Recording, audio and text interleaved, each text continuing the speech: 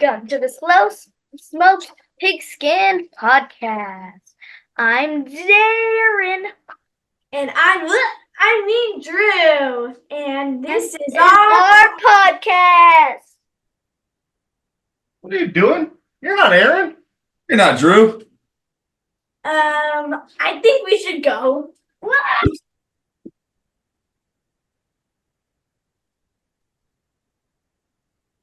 That was weird, right? Yeah, it was. Anyways, I'm Aaron. I'm Drew. And this is our podcast.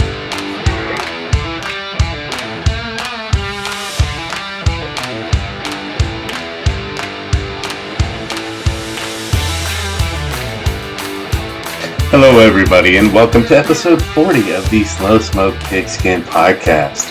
I'm Aaron in a calm, chill voice right now. You're so tranquil right now. Yeah, well, congratulations, you buddy. Oh yeah, I'm calm because I finally won. It only took more than halfway through the regular season, but I finally won a week, and that's with Breece Hall still not having a good week. So I can go up from there. So that's good news. Your competition wasn't. You were winning either way. Yeah. So I finally won this week, 178.42 points on a max potential of 195.85. Don't care. I'll take it. It's about time. Hopefully this means my team is peaking at the right time. But we'll see. I'm still very nervous with how the season is gone. Yes. So Sunday was National Tight End Day, which I believe is something that George Kittle made up, if I remember correctly. He advocated for it. I want to a few years ago. I don't know the exact how many years it's been, but it's been a couple years now, and it's the fourth Sunday in October. All right. It's not the same day or anything like that. Yeah. It's just this made up thing that it's kind of like Thanksgiving. Like Thanksgiving is the fourth Thursday of November. So yes. But I heard some crazy statistics. Like tight ends finally showed up. I think that the average is that there's normally 7 tight end touchdowns a week, and this week there was 17. Also, something like I heard that in week, if that's not scripted, I don't know what is. Yeah, like something like in week 4, I forgot who tweeted it. Somebody tweeted something like in week 4, if you had 4 catches for 45 yards, you would have been the tight end 7 on the week. This week, that would have been tight end 24. So tight end showed up this week. It was fun to finally see a few of them do something. We came into the season thinking that tight end position was going to be better than it had been in years, and it's been worse. Shockingly. It's just like you. They just took half the season to kind of get rolling. Apparently. All right, so let's get into our matchups for the week. All right, matchup 1. We have Janelle versus Adrian.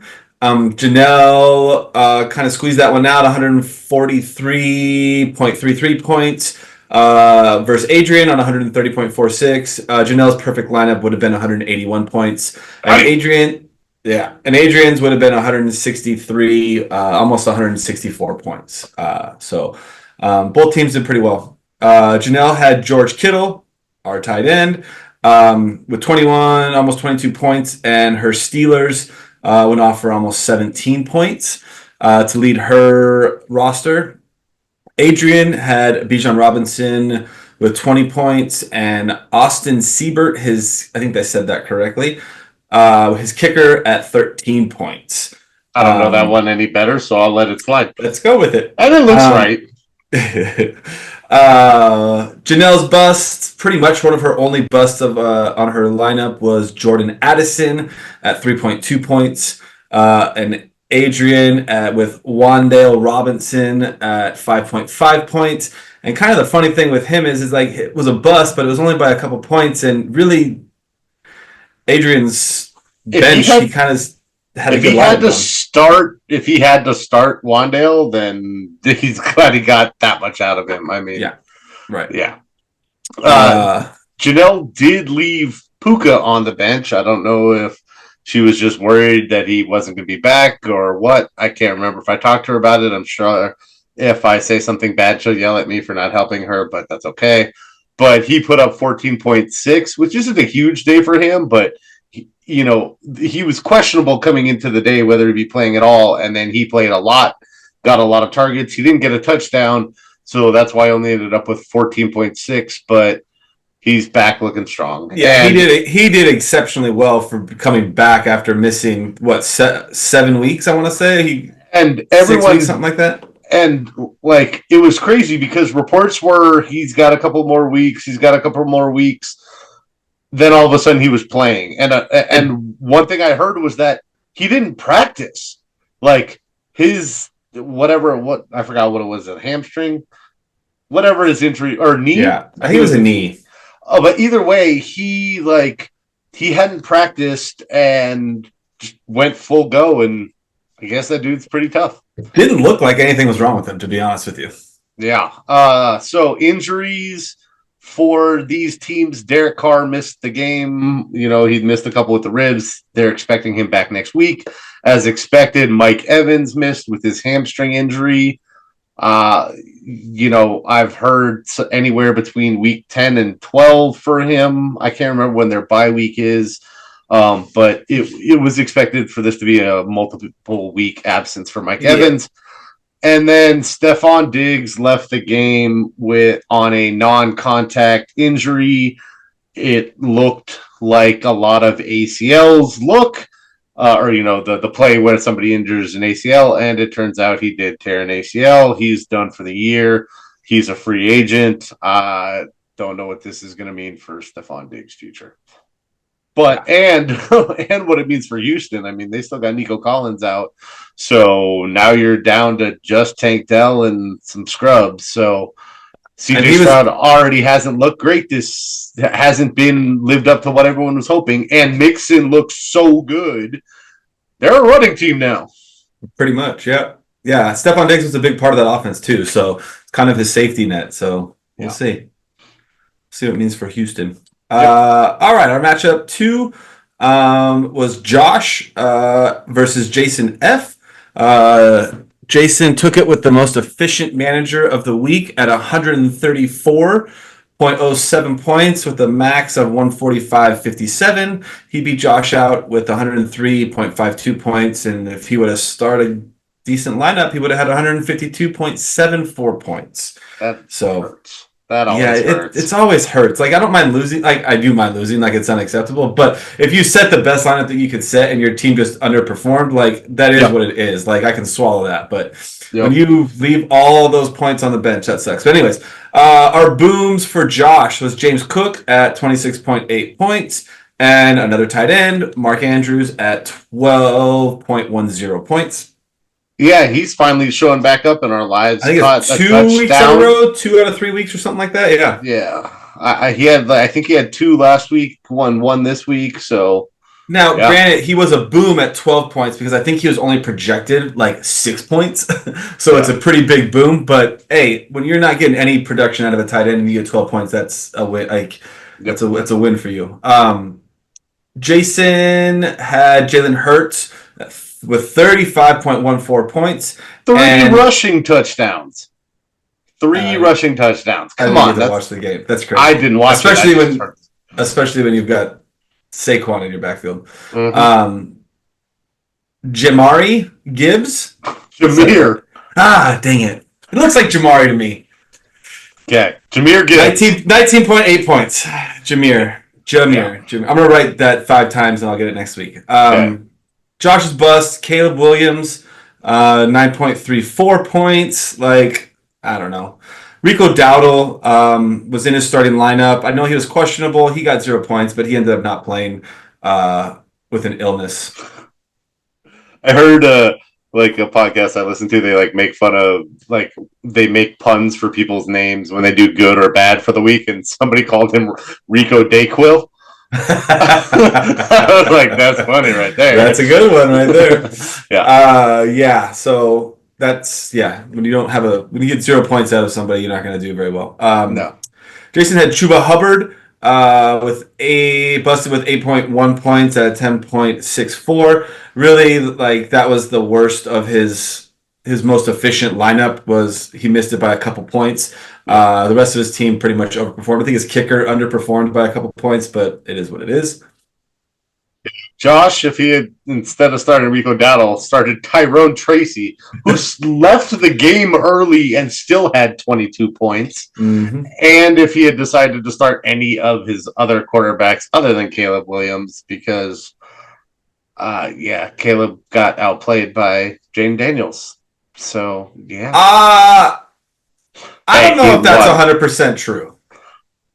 Fine. Okay. Neither of them played great. His defense let him down. Yeah. The last play of the game. And that last drive of the game was that was decent. He's not performing as a fantasy quarterback by any means. Yeah. And then Jason decided to sit Sam Laporta since Sam Laporta's been so disappointing. And then Sam Laporta, I believe, caught a touchdown pass and had 13.8 fantasy points. I don't think we're going to talk about Jared Goff because did Steve start him? I don't think he did bad enough. The team scored 52 points, and Jared Goff had 85 passing yards. We'll get to that next. 3 touchdowns. We'll get to that next. Okay, sorry. All right, so injuries. So we already mentioned Rico Dowdle didn't play with his illness. That should mean he's back next week. Cordero Patterson was still out with his ankle. Christian Kirk fractured his collarbone and is put on IR. The Jags lost a lot this week. Juwan Jennings didn't play. He's expected to return this week. Tyrone Tracy, like I said, he left the game early, but he is in concussion protocol, and it seems these days like most players miss a game, so be one to watch. Mm-hmm. And then Drake May also left the Patriots game with a concussion. So we'll see if he makes it back for next week or not. That's too bad because he's got a really favorable matchup if he plays this week. Yeah. New England against Tennessee, yeah, it's too bad. He could. Well, that's not necessarily true. Tennessee's at least got a defense. Their defense is pretty good. Anyways. The easiest team is going to play all year, probably. Well, yeah, fine. All right. So going to our third matchup, we've got Neil, who was the overachiever of the week at 149.87 points against Steve, who had the highest points in a loss, but he definitely could have, I guess not. Even if he set his perfect lineup, he would have lost. Steve would have had 145.57 had he set his perfect lineup versus Neil's 172.67 perfect lineup. Neil was led by Kirk Cousins with 27.64 points and Devon Achane with 23.7. And sticking with our tight end of the week, or tight end of the National Tight End Days, we got Trey McBride with 16.9 and Tucker Kraft with 15.3 for Steve. So just a couple things to throw out there. Devon Achane was happy to see Tua back, even though Waddle Everybody's happy to see Tua back. Even though Waddle and Hill didn't both have big days, they couldn't stack the box against Achane anymore. And Achane had 10 for 97 rushing and then a bunch receiving, so he had a good day. And then Trey McBride, he doesn't have a touchdown reception yet this season. He has one touchdown because it was that fumble recovery. The fumble recovery, yeah. But it's just crazy that he's been getting lots of catches, lots of yards, but no touchdowns. Pretty crazy. Yeah. Where am I? The bust for Neil, again with that 52-point offense. Amon-Ra St. Brown gets 7.7 points. And he had a touchdown. I shouldn't say offense because I didn't see the game, but I'm sure there's defense touchdowns in there somewhere. Oh, there was a special teams and then Montgomery and Gibbs. But Amon-Ra had 2 catches for 7 yards and a touchdown. That's how he got to 7.7. Yeah. What? It's crazy. Steve was let down by not only the rest of his team, but the Vikings at 1.15 points, and his team just didn't perform like they've been performing all year. So maybe this is the teeter that, I mean, he still outshot his projection, I believe, for the week. Did he? Because he has done it every single week. But this time just not as far. Right. So yeah, I ran into a team that just obviously, like I said, overachieved. So I think Neil last week had like half that many points. If I'd have to go back and look.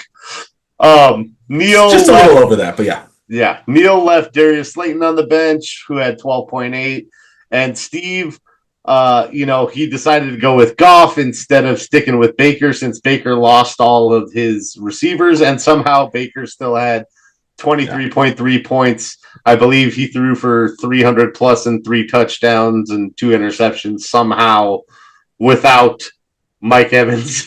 Chris Godwin, yeah. I mean, most of it's a smart move. Like that's any manager would do that. Like that's not a move that you're like, oh, he shouldn't have done that. Like that's just it's a smart move, but yeah, didn't work out. All right, and then injuries. There's no new injuries in the game, but Will Levis didn't play because of his shoulder injury, and DK Metcalf ended up not playing in this game with his knee injury as well. Yeah. Moving on to our fourth matchup, we have Jason S. versus Raf. It looks like Jason won with 118 points versus Raf's worst showing of the week at 87.34. He could have had 131, and if Jason would have set his lineup, he would have had 175. No. You mix this up. Sorry. It's the way I wrote it on here. Yeah. Sorry. Jason Smith was the worst manager with 87.34. Raf also was a pretty bad manager with only 118 on. So Jason had 87 on a potential 131, and Raf had 118 on a potential 175. Sorry, I wrote that confusing in this document. That's okay. I tried to interpret it, and I did not interpret it correctly. The booms for Jason, Demarcus Robinson at 16.5 points, and David Montgomery with 14.42 points. Raf had Josh Jacobs. This is a good showing for Jacobs at 25 points. Mostert splitting time with H-Han had 5.5, and 15. He had 15.5. Sorry, and Khalil Shakir, who he got from me, with another 15.5 points. Yeah, for Jason, it's going to be a bad day when Demarcus Robinson is your leading scorer. Yeah. You're not going to win many. I mean, You're not going to win match when that happens. The bust for Jason, Jordan Mason, 1.8, and Amari Cooper, who everybody had high hopes for, making the move, had 0.8 points. Yeah, two players combining under 3 points. That's rough. That's gonna Yeah. And then for Raf, CJ Stroud, 12.4, Drake London, 5.4. Cole, he put a lot on here. Cole Kmet, 3.9, and Max Crosby at 2.5 points. I put a lot on there because to justify he went from 175 potential to 118. Oh, man. Because he had all those. Jason could have started Darnell Mooney and got 16.6 points out of him, and then who? For his defender, he could have played Jeremiah Owusu-Koramoah. I just wanted to say that name. Who had 16 points and left the game early with an injury. Raf, talk about leaving points on the bench. Justin Herbert, 24.06. Ladd McConkey, 26.8. And Cade Otton, by the way, there's all Baker's points, 24.6. Like, 3 guys about 80 points almost that Raf left on the bench. Injuries for these teams. Adam Thielen has been on IR with his hamstring injury, but he may be coming back this week, considering the Panthers just got rid of their top wide receiver. Jerome Ford missed this game with a hamstring, but he's pretty much dead anyways with Chubb being back. Damian Pierce has a hamstring injury and has already been ruled out for next week's game. Debo left again with a rib injury. That dude just, he plays so hard, he keeps getting hurt. Amari Cooper has a wrist injury that I don't think is supposed to impact his potential to play. Part of the reason Jordan Mason was so disappointing, he left the game because he aggravated his existing shoulder injury. But the bad news for the Mason owners unless you are also the CMC owner, is if you've been riding Mason all season, week 9 is the 49ers bye, and CMC is expected to be back. That's expected. He was also expected to be available for week 1. So Exactly. who knows? Do you give credit to the 49ers running back coach? Like, it doesn't matter. Oh. As soon as one running back goes out, the next one comes in. It's a comment. Well, it's the offensive scheme, which is all Kyle Shanahan, right? Kyle Shanahan. But it seems like you could it doesn't matter. Like, if CMC is like, obviously you want CMC on the field because he's dynamic and he can do this. But you really you could just put anybody you want in there.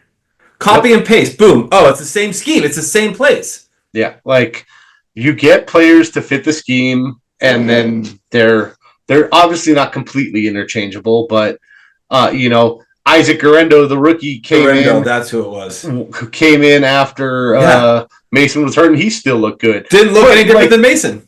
Give that guy. I mean, Guerrero was a somewhat raw prospect, but if you remember, he crushed the combine. He ran like a 4.33, super fast, agile.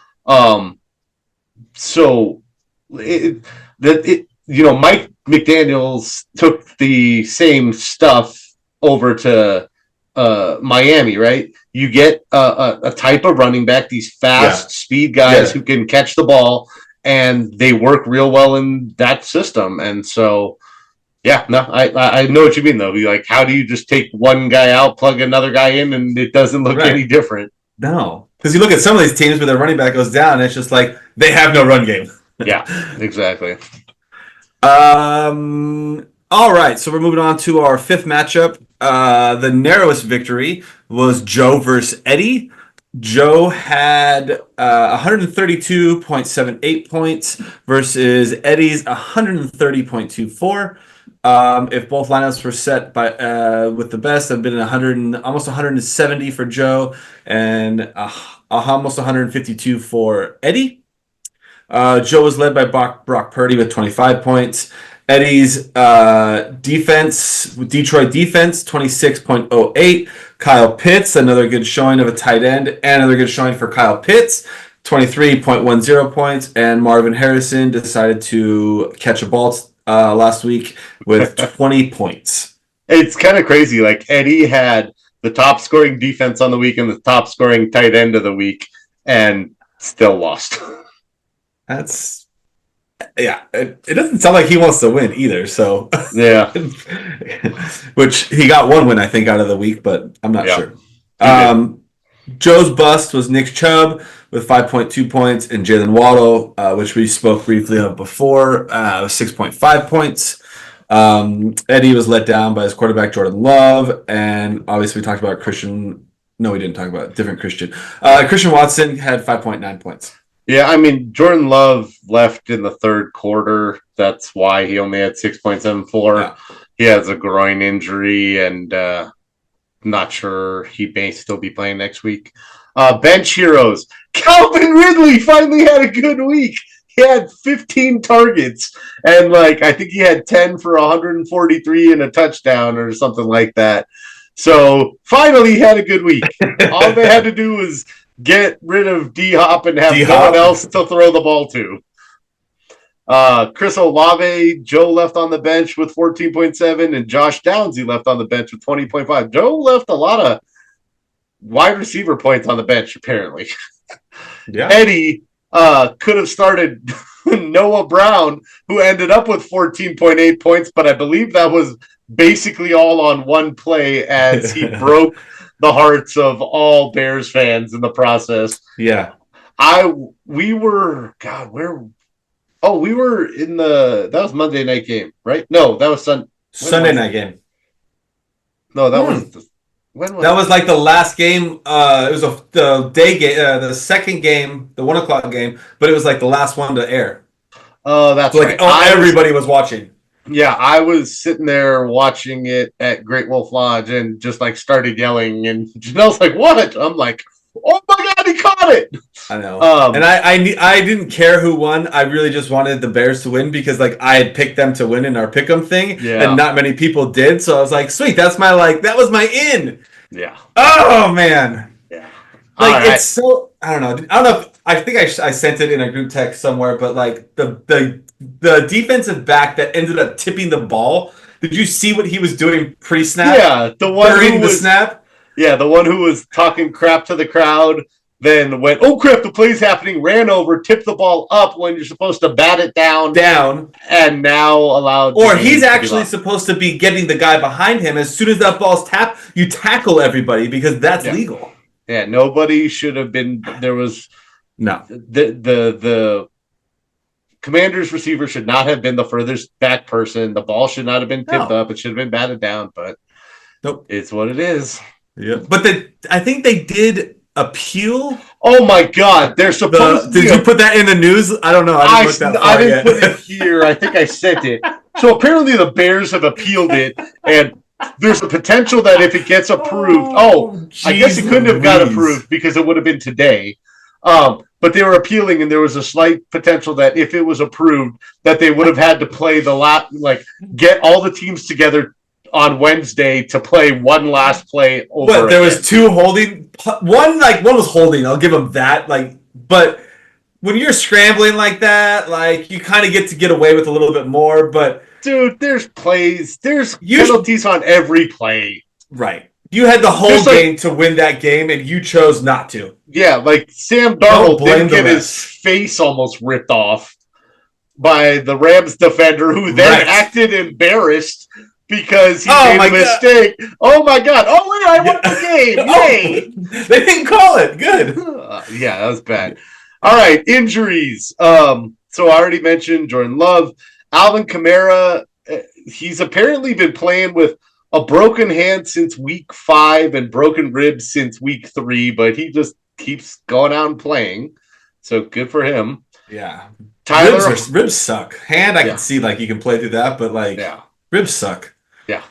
Tyler Huntley has, after being absolutely atrocious, he left the last game he played early with a shoulder injury. He's been placed on IR. Oh, darn, nobody's going to miss him. No. Travis Etienne missed his second straight game with his hamstring injury, but is expected to be back this week. Deontay Johnson did not play with a rib injury. Brian Thomas has a chest injury. At first, they were reporting he might be going on IR and out for 4 weeks. Now, all of a sudden, the report is he may play still. So, the Jaguars receiving core, they lost Christian Kirk. Brian Thomas is not full strength. I think Gabe Davis has a minor injury. The Jags have already been having a bad season, and it just looks worse. And at this point, I'm almost going to be shocked if Doug Peterson has a job at the end. That's a good point. So, yeah. All right, and our last matchup. You want to talk about it, or you want me to? We'll stick with it. All right, biggest blowout. Congratulations, Aaron. He got the win for the week against myself. So, before we go into this, Aaron texted me after we recorded last week and was like, oh, we should have placed a bet on our matchup. And I was like, yeah, sure, no problem. What kind of points are you giving me? He's like, no, I'm not giving you any points. My team never performs. Aaron beat me with the biggest blowout of 179.42 points to 101.4. If Aaron would have set his optimal lineup, we've already talked about it once, but he would have had 95.85, and I would have had 120. I had no chance. My team is in disarray right now. I'm building for the future. The consistency is atrocious, but Aaron was led by CeeDee Lamb. 34 points. Joe Mixon with 22.4 points and TJ Watt with 18 points. I had Kyron Williams with 20.10 points. Aaron, the only person that let Aaron down this week was Breece Hall with 8.4 points. DJ Moore, the consistency there with 4.4 points. Aaron had DeAndre. He could have started. Oh, that's you. My bad. That's fine. But I was just going to mention, like, TJ Watt wasn't one of my top scorers necessarily, but 18 points from a defender, that was just real helpful. That's big. Yeah. Yeah. I started, if I could have started DeAndre Swift instead of Breece Hall or Tyreek, but, Swift is all of a sudden looking like a legit running back 1-2.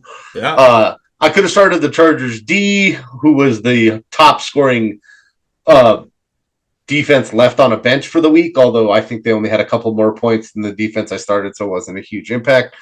You could have started Matt Stafford, who had 25.76, because somehow they went off this week. With cutback, with Puka back, like he looks, that's the Matt Stafford that I traded for back last year at some point in time to get me through this season to bridge the gap. But my starting quarterback didn't do bad. He just didn't get 25 points. He beat projection. He just didn't get 25 points.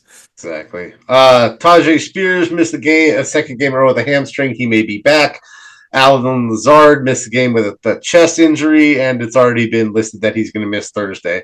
But the Jets are such a giant crap show that I'm just so happy because I just don't like Aaron Rodgers, and it makes me happy to see that how this is falling apart. I liked Robert Saleh. They let him go. Yeah.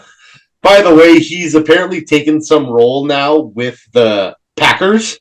I hadn't mentioned this, but he's now taken a role with the Packers. How great would it be for Saleh to go to the Packers where Rodgers left and then have like the Packers win a Super Bowl? That would just be that'd be so great. You're assuming that Rodgers got rid of Saleh. That's the vibe I'm getting from you right now. I mean, it's not only, I don't think Rodgers necessarily completely has that power, but it's definitely, I'm sure he didn't help the situation. It's easier to get rid of your coach than it is to get rid of your quarterback. Exactly. All right, so standings update. Actually, the top three spots did not change. Still Steve in first. Him and Jason, the only difference now is that him and Jason Friedman are now tied with the same 12-4 record. Josh is now third at 10-6. 4, 5, and 6 all have 9-7 records, but with points for tiebreakers and whatnot, I moved up to fourth place. Janelle moved up from, I moved from 6th to 4th. Janelle moved from 7th to 5th, and Raph dropped down one actually from 5th to 6th. Adrian dropped 3 spots with 2 losses this week to the 7th spot. Joe actually moved up a spot to number 8 at 8-8. Drew dropped down 1 spot to 9 at 6-10. Neil moved up from last place to 10 with his now 5-11 record. Jason Smith dropped down. Him and Eddie are both at 4-12, and then Eddie rounds us out at last place. But that's kind of his goal. So is what it is. He is setting a proper lineup. His team's actually performing, but he just doesn't have all the pieces yet. Waivers ran earlier today. The only pickup was Jason Freeman decided to pick up Jalen Coker, who is a rookie who got some playing time for the Panthers. And since they have no receivers, sure, why not give him a shot? Since they have no offense, might as well pick up somebody, maybe just in case. Yeah. So there were no actual trades this week, but after some frustrations of having a very bad week, Jason Smith put about half his team on the trade block. I honestly thought that by the time that we recorded this, that there would have been a trade. I'm kind of shocked it hasn't happened yet. I might have to go pursue a little bit more. I mean, CMC he's enticing. I just think he's probably going to want too much for him. Would be my guess. But if you're going to try to make that playoff run, like that's a key piece that could help you. Yeah. Not you specifically, but like in general. No. For those 3 managers that made that watch this. Updates on the bet boards. I said Calvin Ridley finally had a good week. He had a better week than Zay Flowers. Zay Flowers still had like 7 for 114 or something like that. So Ridley caught up like 3 points, and I still think he's down 30 for the season. So it's still not really close. I'm okay now, but I'm worried because you've got Ridley without as the one now, who's only going to get the majority of the balls, and Flowers has to start sharing some passes. Oh yeah, we didn't talk about it yet, but might as well now. Deontay Johnson was traded to the Ravens. So the Panthers are a horribly run franchise. Like, this is not a good trade for them. No. They sent Deontay Johnson and a 6th to the Ravens for a 5th. Well, the Ravens 5th, the Ravens are good, right? That's a low end. That's a high end 6. So they're sending a late 5th for an early 6th and Deontay Johnson. Like, they're moving. There's got to be more to it. No, there's no cash or nothing. They got rid of Deontay's contract, but that's all I saw. Yeah, I don't get that move. Like, that's bad. Going back to bets real quick. Jason is taking a commanding lead on Raph, and Joe and Raph are close again. Raph's 9-7, Joe 8-8. So we really need to talk to them to get a tiebreaker. I guess we should talk to both of them to get a tiebreaker because you never know what's going to happen. And if they're not going to say anything, then the tiebreaker is going to be points 4, right? Like, just like the league? That works. Well, I accept that. I don't know if they accept that. They're the ones that get bottles for each other. NFL news, I already mentioned the trade. Anthony Richardson is being benched. He asked to come out of the game last week because he said he was tired, which is shocking. I mean, good for him for being honest on who he is, but he's being benched, and Flacco is going to be the quarterback. And not only is it this week, it was announced that Flacco is the quarterback going forward. So barring an injury or something, it will be Flacco for the rest of the year, which is actually much better for all of the Colts pass catchers. That offense looks 10 times different and 10 times better with Flacco as the quarterback versus Anthony Richardson, even though the talent is there. Yeah. Speaking of disappointing young quarterbacks, Bryce Young is going to be starting again because Andy Dalton is still rehabbing after his car accident. So more horrible Bryce Young. He just does not look good. I saw a headline that I just had to put on here. Aaron Rodgers finds fountain of youth in new cayenne pepper and water drink. Apparently, the punter Thomas Morstead introduced him to drinking water with cayenne pepper, and it helps all of his old hurtiness that he has from being old as hell still in the NFL. So I drink cayenne, lemon, and water every morning. Yeah. You know why? You're old and you don't play NFL football. No, it's really good for you. That's fine. It's old. You're old. We're all old, okay? Dudes our age should not be playing NFL football. Okay. Anyways. That's funny, though. That's funny. I also saw another headline that Andy Reid expects more DeAndre Hopkins involved in the offense next week. I mean, you can't really be surprised by that. You know, DeAndre Hopkins had been there less than a week before the game. He got in. He got a couple of receptions. But as he gets more comfortable with the offense, he'll get integrated more. Of course. So, so we're back to bye weeks again after having this week with no bye weeks. So next week, we've got the Steelers and 49ers.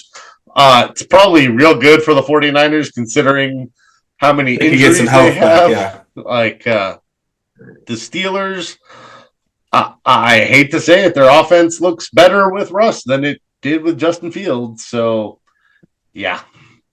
Anyway, I wonder if what can happen if they're both playing on the field, if they can.